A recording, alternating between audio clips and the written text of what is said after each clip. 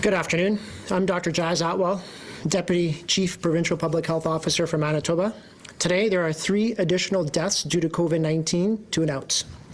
I want to offer my condolences to the families, friends, and loved ones. The current 5-day COVID-19 test positivity rate is 14.1% provincially and 16.1% in Winnipeg. As of 9:30 a.m. today, 594 new cases of the virus have been identified, and the total number of lab-confirmed cases in Manitoba is 47,504. We know that the current data is changing day to day, sometimes even hour to hour. This is because we're seeing multiple admissions in hospital per day. We have done some review of the data for ICU admissions and hospital admissions for the first half of May. This will give us more consistent data over time. The data we have includes admissions between May 1 and May 16. During this time, there were 331 hospital admissions, including ICU and non-ICU admissions. Of those, 82% had no doses of a vaccine for COVID-19. Another 8% had 1 dose of a vaccine, but had a positive test result less than 14 days after they got their first dose. This means 90% had either no doses of vaccine or had 1 dose, but a positive test result less than 14 days after they got their vaccine. I'll also note that of these individuals, 49.8% were in people under the age of 50. I also want to break down the information specific to the ICU admissions. Between May 1 and May 16, this includes 85 of the 331 people admitted to hospital during that time. Of those, 78% of these people had not received a dose of vaccine. Another 16% only had 1 dose of vaccine, but a positive test result less than 14 days after they got their vaccine. This means 94% of people admitted to the ICU during that time had either no doses of vaccine or had 1 dose, but a positive test result less than 14 days after they got their vaccine. There was no one admitted to the ICU during that time that had 2 doses of vaccine. More work is going to be done to look at this data in the days and weeks ahead, but what we know right now is that people who have not received the vaccine are more at risk of getting an infection and having a severe outcome. The vaccine protects people from getting sick and seriously ill. We also know that no vaccine is 100% effective in preventing illness. I want people to remember that if you have recently received a dose, it takes at least 2 weeks for the vaccine to provide some level of protection. To receive the most protection, people should get both doses of vaccine. So get your vaccine, but be sure to keep following the fundamentals and the public health orders. Right now, all Manitobans over 12 are eligible to make an appointment for a vaccine. Starting now, people with certain medical conditions are eligible to make a second dose appointment. And starting Monday at 11:45 a.m., all Indigenous people in Manitoba who have had a first dose are eligible to make a second dose appointment. While thousands of appointments have been booked and will be completed in the next few weeks, we need everyone to make their appointments as soon as possible. Best practices in public health are to use the least restrictive measures possible. This is because these orders can have significant effects on different populations based on many complex systemic, social, cultural, and economic factors. These are known as the determinants of health. The purpose of public health orders is to slow transmission of the virus by encouraging people to stay home as much as possible and not to gather or leave home in large groups. The introduction of orders also needs to consider how people are already complying with orders already in place. Public health officials will continue to make decisions about any future public health orders by looking at case counts, test positivity rates, hospitalization data, and other factors to help slow the spread of COVID-19. We are at a critical time right now. Stay away from people from outside your household. If you have symptoms, get tested and stay home. If you're sick, stay home. Even if you're well, stay home. If you're not yet vaccinated, make an appointment now. and we all need to follow the public health orders, and again, focusing on the fundamentals. We must bring our case numbers down and reduce the growing stress on our healthcare system. We need to do the hard work now in order to position ourselves to be in a good position later. I will now pass it over to Chief Nursing Officer Lynette Siragusa. Thank you. So continued near record daily case counts are pushing our healthcare system into territory that we did not see during wave 2. These positive case numbers and the widespread transmission of the variants are resulting in much higher rates of admission to both our medicine units as well as our intensive care units compared to what we saw in previous waves. Over the past week, this increase has required us to put into place a number of contingency plans. And as we are preparing for what we expect to be a continuation of this trend over the long weekend, I'm here today to provide an update of the implementation of these contingency plans that we have underway to manage this possibility. There were 10 new admissions to the intensive care unit yesterday. As of midnight, there was 129 patients in our ICUs in Manitoba, and this includes 79 patients who either have or are recovering from COVID-19. 12 of these 79 patients are under the age of 40. 50 of the 75 patients who are on ventilators this morning either have COVID or are post-infectious, but still very, very ill due to the effects of the virus. Over the past few days, 5 medically stable but critically ill COVID patients have been transferred to Ontario hospitals, including Thunder Bay, as well as Sault Ste. Marie this week, including 2 last evening. There are currently 3 outbreaks in personal care homes across the province, as well as 2 outbreaks in our 2 acute care hospitals. The high number of ICU admissions this week, combined with the low number of patients who are transferable out of the unit onto a medical unit, has compelled us to enact a number of different contingency plans to quickly increase critical care capacity. As of today, the number of critical care beds available in Manitoba has increased to 140, which is nearly double our pre-COVID baseline capacity. Over the long weekend, we are activating a hybrid unit at the Health Sciences Centre that will support stable COVID patients in a combined pediatric and adult medical ICU. Work is ongoing to ensure that we have appropriate staffing resources in place across the province over the weekend. And as with previous waves, the need to provide care for a high number of COVID patients now means that we will need to decrease surgical procedures and in order to move staff to surgery, as well as free up some medicine beds. Several additional surgical slates will be postponed starting on Tuesday to free up 50 full-time equivalent nursing positions, as well as other staff to support areas of increased need at other hospitals. This is a very difficult decision for us to make, but necessary. Concordia Hospital will be able to, with this change, increase to 20 medicine beds.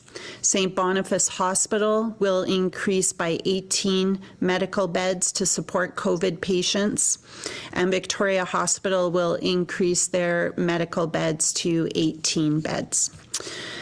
Conversations with staff are underway, and our goal is to offer a choice to them related to where their preferred site is and their preferred unit. And staff will undergo skills assessment, and they will have an orientation to the unit that they are going to based on their skill set and their preference. And they can be expected to integrate with their new clinical teams and begin supporting care for patients in these temporary environments in the coming weeks. Additionally, 37 staff have now completed their 2-week orientation in critical care and will be joining the HSC team in Winnipeg, as well as St. Boniface and Grace Hospital in the coming days. As we announced earlier this month, we are also in the process of recruiting 60 full-time critical care nursing positions. We also are continuing with other previously announced strategies to create capacity and increase patient flow, such as the placement of paneled patients who are currently in the hospital but can be cared for safely in a more optimal environment like a personal care home. So these patients may be coming from hospital or they may be coming from the community. They're already paneled. Since April 20th, 317 patients have been moved into personal care homes, including 39 since I last spoke to you on Monday. So this is a very important initiative because the patient flow happens from the critical care environment where they transfer to medicine, where they can transfer to personal care homes. So it's about managing our resources and meeting the demands of the moment. We also, as I mentioned previously, have the virtual COVID outpatient program, which continues to play an important role in managing the demand in our system. There are 34 patients who are currently enrolled in the VCOP program as of this morning, which is equivalent to an entire medical unit that we would have in the hospital. So patients are able to be in the comfort of their home, but still have the security of medical staff checking in on them and doing visits if necessary through the EPIC paramedic team. Since launching last December at HSC and then in March when we expanded to St. Boniface and Grace Hospital, 896 inpatient hospital days have been saved because of the VCOP program. So I just want to quickly speak about the Ontario agreement that we have embarked upon. So just for context, the 129 patients in ICU is the same number where we peaked when we were in wave 2. But this wave, we are seeing younger patients who are, well, we're not sure, but could require care for longer periods of time. And this means that patients continue to need ICU care. And as we admit 10 on a daily basis like we did yesterday, we need to be able to make sure we are stable to manage the incoming flow and those long stay patients. So it's this that is creating the additional capacity and pressure on our system. And the partnership with Ontario really gives us an opportunity to increase capacity, ensure that we are providing good, safe care for our patients, and help our system not to be overwhelmed. So the protocols are in place. The decisions are not being made lightly. They are looking, our critical care team are looking closely at who are stable patients that could be appropriate for this transfer if need be. So 5 patients went previously. They are continuing to look at potential transfers. We believe we can transfer up to 20 ICU patients if we need to across 5 hospitals in northwestern Ontario. These 5 hospitals are Thunder Bay Regional Health Sciences Centre, Sault Area Hospital in Sault Ste. Marie, Health Sciences North in Sudbury, North Bay Regional Health Center, and Lake of the Woods District Hospital in Kenora. So ongoing discussions and planning are happening daily, and we will keep you up to date on what's happening on that front. And finally, I do just want to say how much we all want to get our lives back to normal, back to how they used to be. And we will get there, but we are not there yet.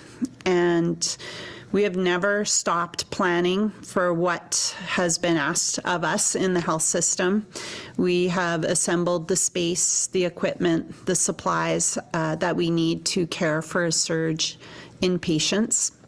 And we have always identified that staffing would be our greatest challenge. Our planning has evolved along the way with every wave. We actually get better. We find improvements. We are grateful for the contributions of our staff, not just for the care that they provide and the service, but also the conversations and the opportunities to work with them to improve this scenario. We still need the help, though, of all Manitobans to get us through this. And I know everyone is ready for it to be over. And you are looking forward to the opportunity to gather together and celebrate milestones again. We are close to the end of this, and our vaccines are proving to work. So we're pleased that so many Manitobans have chosen to get vaccinated. We encourage everyone to make your appointments, keep going, and we need to push this a little bit longer. Our health system is on the brink of being overwhelmed. The contingency plans are being triggered and people are tired. So I ask again for all of you to please limit your contacts. Please stay home this weekend, even if you've been partially vaccinated. Wear your mask if you need to go out. Wash your hands. And do these things to reduce the strain on our healthcare system, also to protect yourselves, protect your loved ones, and protect the community that you live in. We are going to get through this, and we will get through this if we work together. We'll get through it faster. So at this time, we can open up the line to questions. Thank you. A reminder to our reporters on the line, you will have one preliminary and one follow-up question. Up first this afternoon from Global News, Brittany. Good afternoon. It's Brittany from Global. My first question is for Lynette. We were told earlier this week from the health minister, and we've heard before, that our ICUs could expand up to 170 beds. But really our ability to care for patients essentially collapsed this week when we hit 131, and we've had to rely on sending patients out of province. How can Manitobans be sure and trust that our ICUs can handle what is happening right now going into a long weekend, if there is a major trauma, if there is a major car crash, that their loved one is going to be able to get treatment when we are at 129 plus people in the ICU? Yeah, that's a great question, Brittany. And as I said, it's always been a challenge. We have the space, we have the equipment, we have the supplies. We prepared for 170 critical care beds, always knowing that staffing was going to be the challenge. So I can tell you, we've been meeting every day this week, talking to our clinical leaders who are working very hard to get the people in place, and they've done a fantastic job. Still work to do, but they are working. I mean, this is our lives, is to serve Manitobans and make sure we have the capacity to do that. And people are stepping up and helping out. We know with the decrease in surgeries, we're going to have more capacity starting on Tuesday. But this weekend is going to be really tight, and we will continue to have the conversations with Ontario. We will look at all options that are available to us, and the safety and the standards of care is the most important thing. So we will work together and make sure that we can deliver that service for Manitobans. Thank you. When we talked to you on Monday, we asked specifically about sending patients outside to areas like Thunder Bay, and at that time we're told there had been no talks with Ontario. By Tuesday, we started seeing patients being sent to Ontario, and again on Wednesday. We saw this coming. How did we let it get to this stage where we're having to send our patients out of province for care? And are we in plans and talks with Saskatchewan as well to make use of any opportunity that they can provide to help us? Well, we always knew that it was it was not unlimited capacity. We didn't know how big any surge would get. We didn't know when it was going to happen, the magnitude, the duration, or the intensity of the surge. So we prepared for the best we could. We've been recruiting. We've actually never stopped planning throughout the last 16 months, and so we've recruited, we've trained, we've orientated, we've looked at team-based models. We've tried to do everything, and we will continue to try and do everything. This is an option that we had to have. Moving to Ontario is an option, and it's really, it's not about if we need help, we ask for help. That's not a problem. If we need a contingency plan, we're going to have a lot of contingency plans because we need them. And in terms of talking to Saskatchewan, nothing is off the table. We will look at all options that are available to us in terms of bringing people in to build up our own capacity or moving people out if that's what we need to do to make sure Manitobans are safe. From the Brandon Sun, Kim.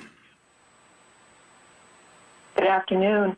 The Manitoba Association of Healthcare Professionals released a statement earlier today, and basically they're sounding the alarm about the growing number of critical patient transports and the acute shortage of specialized advanced practice respiratory therapists who perform them.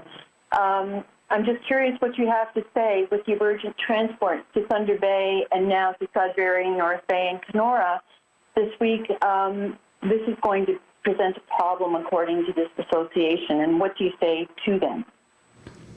Yeah, and I would also add the evacuations that are happening are also potentially going to stretch the resources of our emergency response and patient transport teams. They are absolutely part of all the conversations we have. If we're talking about moving people to Ontario, they're right in at the beginning of the conversation to say who is appropriate, who is stable, who can we move safely. They are, there's no question, all of our resources are being stretched. They are looking for solutions, and they are in close contact with us in terms of how they're managing. They're a really strong team of individuals. They work really well together. They are working on coordinating the efforts, the timing, and what kind of transport mode is required in each situation. So it's a fair concern, and we're keeping a close eye on it. Thank you for that. My next question is for Dr. Atwal. Doctor, why isn't the province closing campsites in light of Premier Pallister call to the federal government today to provide 50 critical care nurses and 20 respiratory therapists? It absolutely doesn't make any sense to keep them open. Do you have a comment? We're restricting our outdoor gatherings to households only. The orders are there for households to get together at your residence. We've considered campsites and cabins as residences in the past, and we, continued with that. This is all about adherence. We've been messaging for weeks. We've been putting in more progressive orders, on a regular basis as well. We need adherence. We need Manitobans to really adhere, to stop those interactions. We need Manitobans to get tested when they get sick. We've had our acute care colleagues talk about cases coming in, their presentation without a COVID test. They have respiratory symptoms, they're deteriorating, they come into hospital. That's when their first COVID test is. They're having a tube put down their throat, and that's when their first COVID test is. That's not adhering to messaging. right? Adhering to messaging is, I'm starting to get sick, I'm going to stay at home, I'm going to self-isolate, I'm going to go get tested. Manitobans really need to adhere to that. And I understand a lot of Manitobans are, but we're seeing Manitobans who aren't, who are putting the system at risk, who are putting a lot more other Manitobans at risk, and not just from COVID, from shifting staff from surgeries to provide care. You know, our surgical wait list is going to increase greater. We're going to have delays in people having important surgeries going forward and for a period of time. So we really need Manitobans to adhere to the orders. The orders are very strict. You should not be gathering with really anyone outside of your household. You're with your household, that's it. And again, you have to go get tested when you're sick. You need to self-isolate, and your family should self-isolate as well and partake in the public health process with case and contact management. Manitobans really need to focus on that. It's paramount in our ability to manage our cases and to protect the acute care system. Thank you. From CJOB, Clay. Good afternoon. Dr. Atwal, do you think that people who are partially vaccinated are getting some kind of false sense of security that, oh boy, I can go out now and I can maybe take my mask off or I can get closer to people?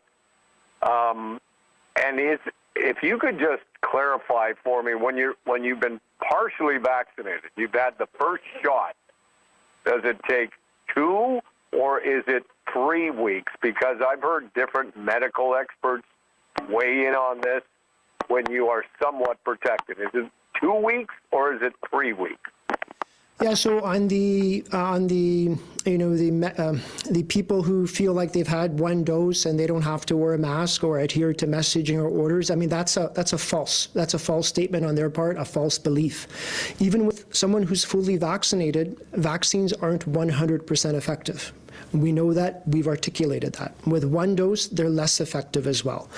You know, from a standpoint of when someone gets the most protection from a vaccine, we always use that 2-week marker, but if you wait 3 weeks, you should have a little bit more protection as well. But from a standard, I believe, you know, we're looking at that 2-week marker from a public health perspective when we look at providing a good protection from an immunological perspective to prevent a COVID infection if exposed, but that risk, there's still risk there for an infection. So these orders are there even for those who are vaccinated, whether you've had 1 dose or 2 doses of a vaccine, there's still risk there. And our system, our population isn't vaccinated enough for us to take a step back from the orders or from the messaging. So again, I think we really need Manitobans to listen, to adhere. If you got a vaccine, great. If you got 2 doses, great. You still need to follow the orders. You still are at risk of getting an infection, and really listen to that messaging from public health. Okay, a quick follow-up. We are moving into a long weekend. There are people who are going to at least go out, go for a walk, maybe a hike. Now, for those, and I assume that restriction is still in place, for those who live alone at home, they're still allowed 1 visitor. Can those 2 people still go out, or you take a walk, go golfing, what have you, or are you basically advising people to stay in this weekend?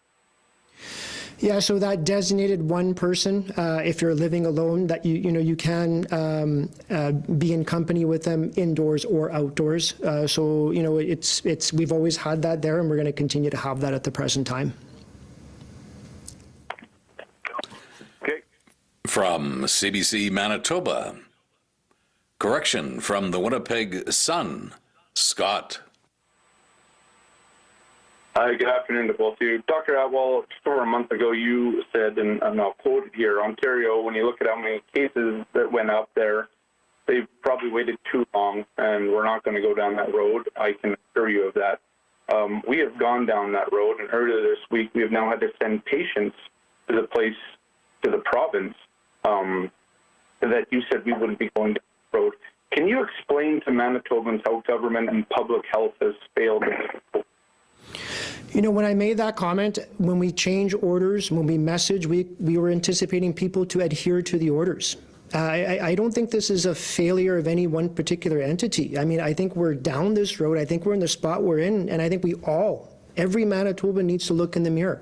We're all responsible for our interactions. We're all responsible for adhering to the orders and adhering to the messaging. We're all responsible, if you're sick, to go get tested. We're all responsible to stay at home and self-isolate. And we see breakdowns in that. A number of our cases, when they're presenting to acute care, again, you're presenting to an ICU and we're putting a tube down your throat to help you breathe, and that's when your first COVID test is. When talking to our acute care colleagues, the gathering that took place was a potluck. Was a Mother's Day social gathering indoors that should not have happened. Sleepovers, bonfires, people are gathering. And they're getting symptomatic and they're not getting tested. When we look at models, and that's one of the issues with models, is it all depends on adherence to public health orders. It all depends on what our inputs are. So we were anticipating people would adhere to the orders. We were anticipating people would adhere to the messaging. And that's why we put in a progressive measures to really restrict those behaviors, because it's obvious now that a number of people aren't adhering. And that's causing problems. That's causing problems, with case and contact management. That's causing problems on our acute care side. That's putting strain on those who require COVID help, not only in the ICU and the hospital, but those who also require non-COVID care, for the heart attacks, for the strokes, for people who require cancer surgery, for people who require other, surgeries related to hips and joints. Every family member is impacted by this. Whether you have an older aunt or an uncle or yourself who needs a surgery, you might expect a delay right now. If you need that intensive care bed, you might be delayed getting it, or you might have to do and move you someplace where it's not desirable for you to have your family visit or to be close to you, right? These are all impactful things. Public health, we provide messaging. We look at risk, we articulate risk, we anticipate people to listen to that and to change those behaviors, and if they don't, we acted on that. So a number of things happened there where things didn't happen the way we were expecting people to behave and act, and we are in this spot right now. All right, that sounds like a failure of public health, but I got a second question to ask. For Lynette, the health minister deferred most questions yesterday to your department, or some of them at least. Do you feel like you're getting enough support from her? I've been on the provincial news conference, but I have to go to that. Scott, I'm hearing voices. Can you repeat the question? Yeah, sorry about that. Can you imagine if I unhit mute? This would be heard all over the province. Someone please mute your line. Thank you. Incredible. One more time. Sorry, Lynette. So the health minister yesterday deferred a lot of her questions to your department. What I want to know is, do you feel like you're getting enough support from her office? I do. I feel like we meet regularly with the deputy and the minister. They ask good questions. We are very honest with where we have the capability, where we have challenges, and trying to always stay 2, 3, 4 steps ahead of what's coming through the door. So yes, I would say we've been very supported. From CBC Manitoba, Bart.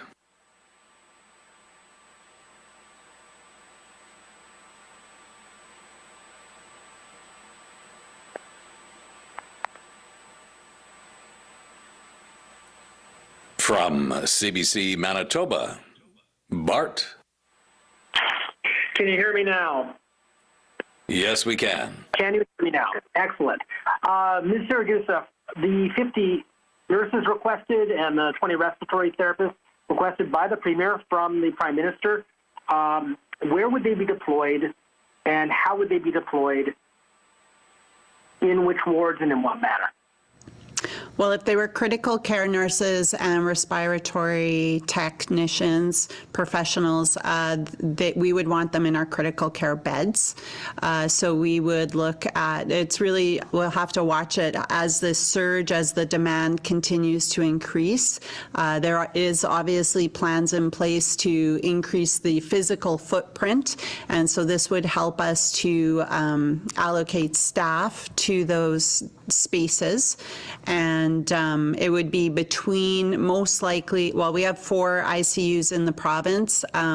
For sure, we would look at HSC, St. Boniface, and the Grace Hospital to start, and if there's possibility to expand the footprint at Brandon, we would definitely have that conversation, but I think the first 3 would be Winnipeg-based. Thank you very much for that. Now, regarding the patient transfers, what does that actually, to Ontario, to be clear, what does that actually involve? Can you go into some detail about, I imagine it's a rather delicate thing to move even a stabilized ICU patient. Is that done by, by road, by air, and what is the average cost per patient transfer? Well, I'm not sure what the cost is, Bartley, but the conversation, it starts with the critical care physician who has overall line of sight on who are the patients that are in the beds, who's coming in, who's transferable out. So it's really looking at that patient flow. If it looks like that we need a little bit more capacity, if the admissions are outnumbering the transfers out, then or the staffing situation dictates that they will look at who could move. Obviously, they're going by air, and they are looking for stable people. So I think all of them have been, if not all of them, the majority have been COVID patients who've transferred. And the conversation happens between the critical care physician in Manitoba with the critical care physician in Ontario, as well as our lead for emergency response and patient transport, that physician. So they all talk about what are the requirements in terms of equipment, staffing, and just make sure that they evaluate the risk and benefit before transferring them out. And also conversation with the family to let them know, to have that conversation and just make sure they know in advance of the reason why and what the timing would look like. Thank you for that. From the Canadian Press, Kelly. I just want to clarify a couple of numbers because I haven't been in these press conferences all week. So of the 10 ICU admissions that you mentioned in the past day, how many of those were COVID? And then of the 5 patients transferred to Ontario in recent days, I'm just wondering if that includes those mentioned earlier in the week, the 2 to Thunder Bay. Yeah, 5 is the grand total so far that have been transferred to Ontario. And they may have gone to different hospitals, but they've all gone to Ontario, those 5. The 10 ICU admissions, I do not have data on if they were specifically COVID patients. So I cannot answer that for you, but I could potentially look into it if you would like. Thank you. And then, we've seen that hospitalizations increase after a 10 to 14 lag, of cases. So these record-breaking numbers of infections this week, what's the worst-case scenario considering trends from the past waves that we could be seeing in 2 weeks, and what contingency plans are being made for that when we're transferring patients right now? Yeah, that is a really good question because if it does feel a little bit different with this wave than it has with the previous wave. So with the previous wave, well, both waves, but especially in wave 2, we knew that when we saw those numbers spike, specifically I'm thinking after Thanksgiving, we saw the numbers spike and we knew we had 10 to 14 days in acute care to get ourselves ready because they were testing positive and they potentially, if they had complications, were going to come in at that point. But we are seeing a lot of numbers coming in. So it does it makes us sort of question, I think, are people getting tested when they're feeling sick? And is the testing aligning like with the 10 to 14 week prep time that we had in the first wave? So We're looking, we know the stats, we know the numbers. If this many people get COVID, then maybe 1% will go into the ICU. And so we'll just watch that and see what the trends are. But it could be different because we are seeing this as a younger population. And so the numbers are also higher, which means the community spread is more than we've seen before. From CTV Winnipeg, Michelle. Hi, Lynette. I'm wondering, how scaled down are elective surgeries now? Are we not doing any elective surgeries at all? Not very many, no. So in between wave 2 and wave 3, most of the hospitals got back up to normal baseline. They were doing 100% of their surgical procedures, with the exception of our ICU hospitals. So Grace, St. Boniface, and Health Science Center never really got above 65%, what is their normal capacity. And that's because we still had ICU patients, and we still had nurses reassigned to those critical care beds. So, and also rural Manitoba, for the most part, has been unaffected in terms of the procedures and surgeries that they're doing. So we did previously decrease a little bit in Winnipeg, about 50%, and we've now decreased even more since then. So as of right now, there may be a little bit of elective work going on, but for the most part, we are focusing on life and limb surgery and delaying what we can safely delay. However, if a surgeon feels that there is a case that needs to proceed, that there's any concern with the health of the patient in delaying, then there is an escalation protocol where they would work with the surgery program and raise those. Cardiac cancer cases remain our priority, as well as trauma and any emerging cases. Okay, thank you. I'm wondering about the patient transfer. Who's providing the flight service?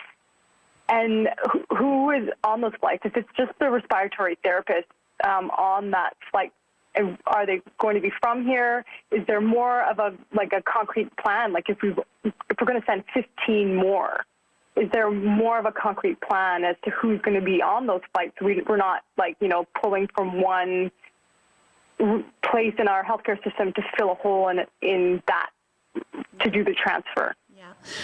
So it is Shared Health who is providing those, who has been providing those transfers up until now, and I believe it will be Shared Health unless there's other resources that can be brought in to support. And they are working on coordinating. They're really excellent team in terms of communicating the needs of the patient, the staff that needs to be there to support the transfer, as well as the timing of the transfers. So that coordination goes on all the time with the emergency response team so that they can be responsive and make sure it's safe. From City News, Mike. Good afternoon, Dr. Atwal and CNO Saragusa. My first question, I think you'll be able to answer this, Dr. Atwal, is if we can get a large portion of the province's Indigenous population vaccinated soon after that Monday where the second dose eligibility opens up, do we have a timeline on when we're hoping to get, say, 80% vaccinated? And then, CNO Saragusa, if you can just talk about the impact that can have on ICUs? So on the vaccine side, for First Nations individuals, Monday they'll be able to get that second appointment. There'll be further announcements via the vaccine task force starting next week. I think by just talking about the vaccine data in relation to hospitalizations, again, 82% of those who were hospitalized from May 1st to May 16th never had a vaccine. 78% of people admitted to the ICU during that time never had a vaccine. Vaccines are powerful. And you know, everyone's eligible right now. That one dose is a powerful way to lessen and curtail one's chance of getting COVID-19, one's chance of being hospitalized or in becoming an ICU patient and impacting the acute care system. So we need everyone right now to sign up for that vaccine. It's safe. You know, if you're hesitant, again, talk to your primary care provider, talk to a nurse practitioner, talk to a pharmacist, talk to a trusted source, work through that hesitancy and really understand the benefits, the safety of this vaccine. In relation to, you know, herd immunity, I think is what you're referring to. We still have to get first doses out to all Manitobans, and we're working on that second dose. That'll take some time. And again, this is all going to depend on vaccine uptake from Manitobans. We need every Manitoban stepping up when their time comes, and their time is right now to get that first dose. Their time's going to come to get that second dose right starting next week. Let's sign up for those doses and get vaccines into arms as quickly as possible. That's how we're going to vaccinate our way out of this pandemic. We're going to vaccinate our way out of having acute care system issues. So that's what we need Manitobans to do. And I would just echo Dr. Atwal's statements. The data really does speak for itself. So as more people get vaccinated, I think it will be a game changer in terms of the pressure on acute care. And then my second question, thank you for that, is for CNO Saragusa. The 2-week orientation course you mentioned earlier, I didn't get its exact name. I didn't write it down fast enough. Can you explain just what that 2-week orientation course entails? I believe it was to be able to enter critical care. So a 2-week orientation for these nurses who are going into critical care. This was a suggestion from the critical care nurses after wave 2. And they said, we need to give more orientation. They appreciate the help of these nurses, but they're not critical care nurses. And in order for them to be better prepared for what they're going to see and do in ICU, that was their recommendation to us. So it's 2 weeks. The first week is really based on theory, talking about, you know, when someone's in multi-organ system failure. They also look at cardiac rhythms, and they do a lot of in-class content the first week. Then the second week, they actually go out onto the floor, and they are mentored by critical care nurses, and they practice some skills. They do what's in their competency, but they certainly come with skills. They may not be ICU nurses, but they still can do a lot for a patient who is bedbound in the ICU. And I can tell you that the first group of nurses is graduating from this 2-week course this week, and the feedback from them, they're just so appreciative and amazed by the work that the critical care nurses do, the support that they've been given. And, you know, they're really looking at critical care as a potential profession for them, an area of specialty. So I think we're doing better. We also have included mental health support, so the wellness part of it. We saw in wave 2, it was really stressful for our teams who worked in critical care and saw the impact of COVID. So helping people to understand, you know, when you need help and how you find that help, that's part of working in critical care right now as well. From CHVN, Taylor. Good afternoon. My first question is for CNO Saragusa. Will these new nurses and those contingency plans be enough to handle the even more hospitalizations that we will inevitably see, or is it catching up to what's happening right now? Yeah, I think I've always thought that it's going to be a multi-pronged approach. So we did not want to decrease surgery, but we had to because of what we are trying to prioritize. Hopefully that will be very short-lived.